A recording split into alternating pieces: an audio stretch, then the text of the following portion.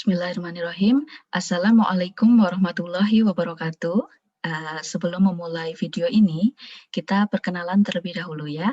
Saya Devi Nurtiasari dan melalui channel YouTube Soft Science ini, saya akan berbagi kepada Sobat Soft Science semuanya mengenai pengalaman pribadi saya mengikuti seleksi CPNS tahun 2019 dari awal proses seleksi hingga alhamdulillah lolos CPNS. Jadi untuk lulusan CPNS saya masih fresh ya, karena baru lulus dan untuk saat ini saya masih menunggu terbitnya SK CPNS saya karena proses pemberkasan di instansi saya belum selesai. Gitu. Balik lagi, sesuai dengan ilustrasi ini ya, melalui channel YouTube ini, saya akan membagikan tips dan trik kepada Sobat Soft Science semuanya tentang bagaimana persiapan menghadapi seleksi CPNS tahun 2021. Kemudian, bagaimana persiapan dan bagaimana cara mendapatkan skor SKD 400. Karena alhamdulillah tahun kemarin saya mendapatkan skor SKD 400. Nah, apa saja yang saya lakukan dari persiapan sampai tes akan saya share di channel YouTube ini. Begitu.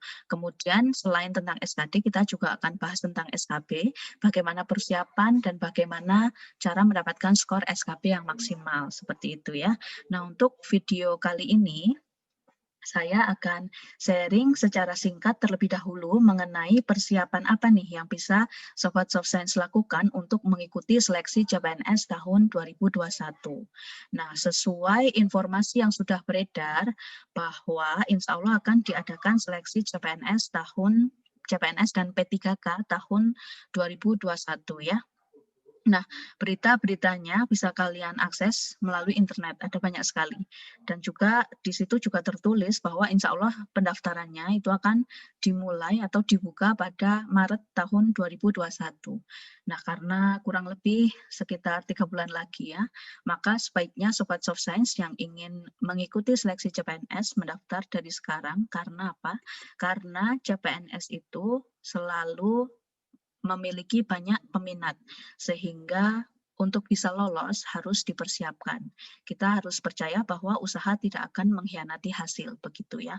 Nah, bagaimana nih tips dan triknya menurut saya sebelum kita mendaftar CPNS atau sebelum mulai belajar untuk persiapan CPNS. Nah, tips utama yang pertama menurut saya adalah meminta izin atau doa restu kepada orang tua, mertua bagi yang sudah berkeluarga, dan tentunya pasangannya, suami atau istri. Nah, ini adalah tips utamanya menurut saya. Karena berdasarkan pengalaman pribadi saya ya, untuk tahun 2018 itu saya juga mendaftar CPNS, tetapi qadarullah tidak lolos seleksi administrasi. Nah, alasan yang tertulis di SSCN saya tidak lolos seleksi administrasi itu karena saya tidak menuliskan tanggal di surat lamaran saya. Bayangkan alasannya begitu simpel ya. Hanya karena tidak adanya tanggal di surat lamaran, saya tidak lolos seleksi administrasi. Artinya karena tidak lolos seleksi administrasi, saya tidak bisa lanjut ke seleksi berikutnya, yaitu SKD dan juga SKB, seperti itu.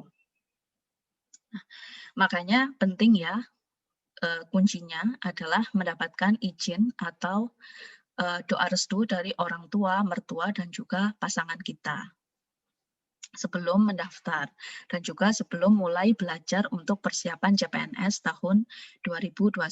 Nah, untuk CPNS tahun 2019, alhamdulillah orang tua saya, mertua saya, dan juga pasangan saya, suami saya, memberikan restu semuanya sehingga saya diberikan kemudahan, kelancaran dalam proses seleksi CPNS tahun 2019.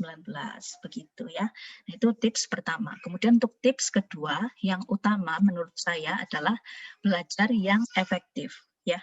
Luangkan waktu cukup 1 sampai 2 jam dalam sehari untuk belajar.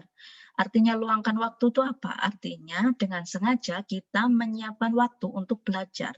Nah, menurut saya ya, belajar 1 jam per hari dan fokus itu lebih baik atau lebih efektif daripada belajar berjam-jam tapi disambi ini itu atau tidak fokus. Jadi sebaiknya Sobat Soft Science siapkan waktu ya, luangkan waktu cukup 1 sampai 2 jam per hari untuk belajar. Misalkan untuk Sobat Soft Science yang saat ini bekerja di tempat lain tetapi ingin mendaftar CPNS, maka luangkan waktu sebelum tidur misalkan atau bangun tidur selesai sholat subuh untuk belajar. Kemudian untuk Sobat Soft Science yang sudah berkeluarga misalkan yang punya baby, luangkan waktu pas babynya tidur untuk belajar. Nah, memang dibutuhkan usaha yang ekstra ya agar kita bisa lolos CPNS. Nah, untuk Sobat Soft Science yang baru lulus, fresh graduate, dan belum bekerja, nah ini lebih fleksibel ya untuk menyiapkan waktu yang efektif untuk belajar, begitu ya.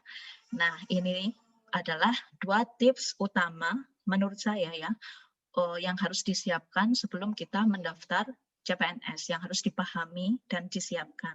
Nah, kemudian apa nih yang harus dipelajari? Nah, seperti yang kita tahu, seleksi pertama CPNS setelah seleksi administrasi itu adalah seleksi kompetensi dasar atau SKD.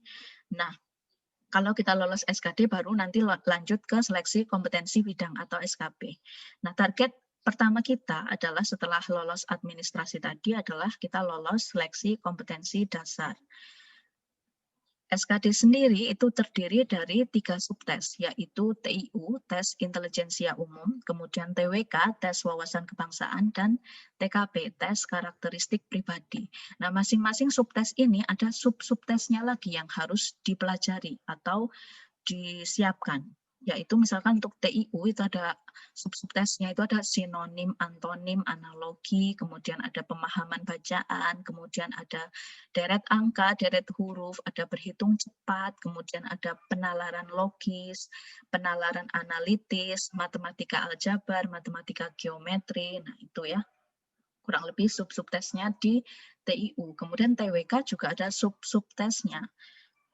Contohnya kayak Pancasila, UUD 1945, Negara dan Konstitusi, NKRI, Bhinneka Tunggal Ika, Geopolitik Indonesia, Demokrasi Indonesia, kemudian HAM, peristiwa sejarah, peristiwa penting di Indonesia maupun di dunia, kemudian wawasan Nusantara. Nah, ini poin-poin ya yang harus kita siapkan dan harus kita pelajari untuk mengikuti seleksi CPNS tahun 2021.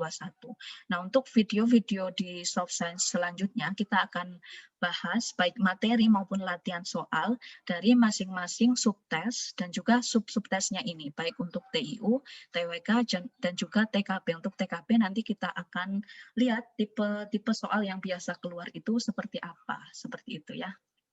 Nah, setelah kita lolos SKD, itu kita akan lanjut ke tes yang kedua, yaitu seleksi kompetensi bidang. Nah, kebetulan saya untuk CPNS tahun 2019 ini lolos di formasi dosen matematika di salah satu universitas di Yogyakarta.